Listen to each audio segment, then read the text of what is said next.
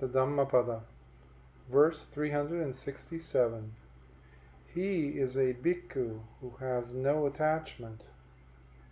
Sabbaso nama rupasming yassa nati mamayitang asatacha na sochati save bhikkhuti vucchati.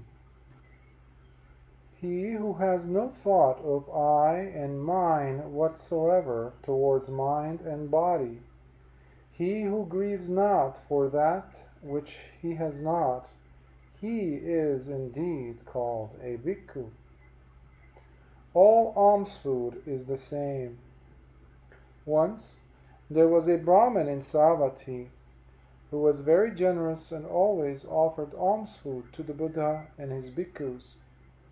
One day the Buddha saw the Brahmin and his wife in his vision and knew the couple would be able to attain anagami. Accordingly, the Buddha set out for their house and stood at the door. The Brahmin who was then having his meal did not see him. His wife saw him, but she was afraid that her husband, on seeing the Buddha, would offer all his food to the enlightened one. Then she would have to cook again. With this thought in her mind, she stood in front of her husband so that he would not be able to see the Buddha.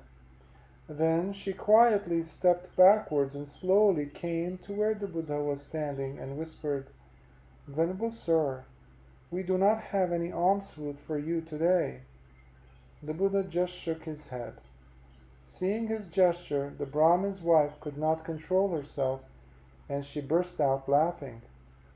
At that instant, the Brahmin turned round and saw the Buddha. At once he knew what his wife had done, and cried out, "Wife, I am ruined.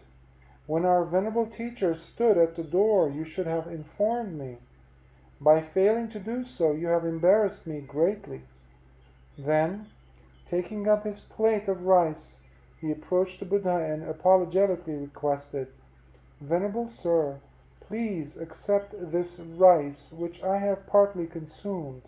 I am very sorry indeed that I have to offer you partly consumed food."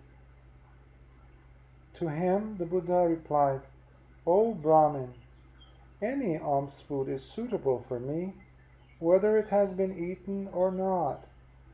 The Brahmin was very happy because his offering of food was accepted by the Buddha, and he next asked by what standard a bhikkhu was judged and how a bhikkhu was defined.